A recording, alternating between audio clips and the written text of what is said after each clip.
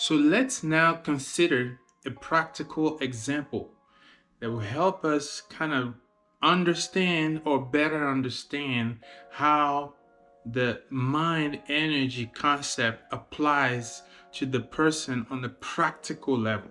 So let's take this example. Let's say that you set out to build your dream house, right? The house of your dreams that once finished will represent you, right? So you will want it built a certain way and have certain qualities about it. Maybe you want it to withstand rough weathers and tough terrains and stuff like that. So what do? First, you need to hire an architect. Give them the instructions. Describe what it is that you would want to see in that dream house of yours. So the architect goes and designed the blueprint, right? Or creates the design for your dream house. Okay.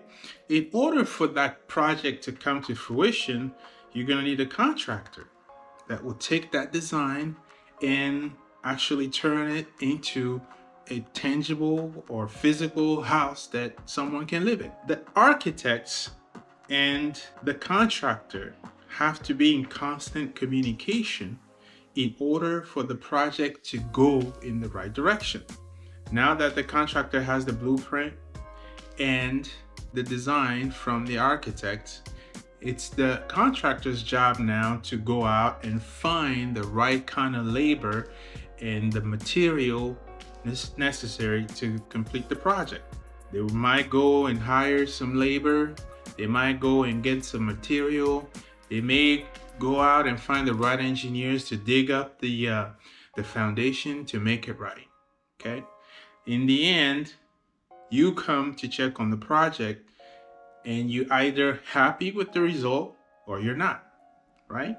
So let's take this analogy and try to make connections between what we talked about on the mind energy hierarchy.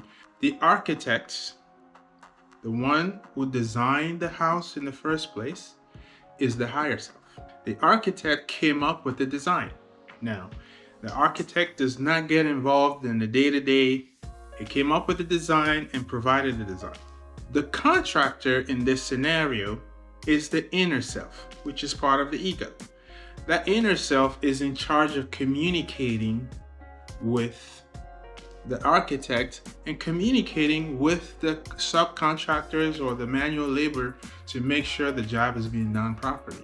The inner self or the contractor is in charge of the day-to-day, right?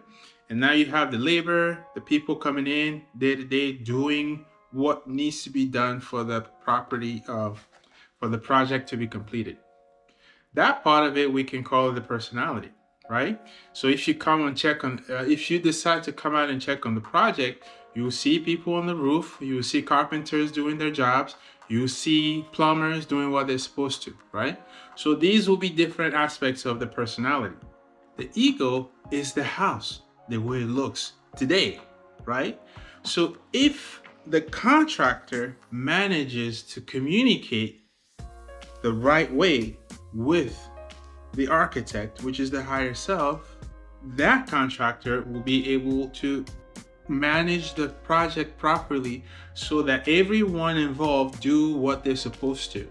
And when you come out to check on the house would look like the way you want it to look.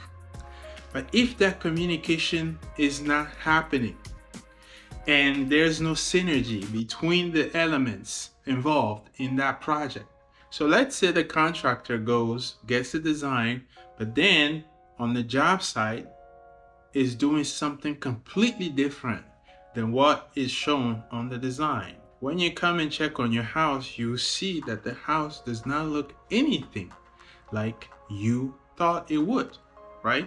So there will be a dysfunction between what the house appears like and what the plan or the architecture of the house was supposed to look like.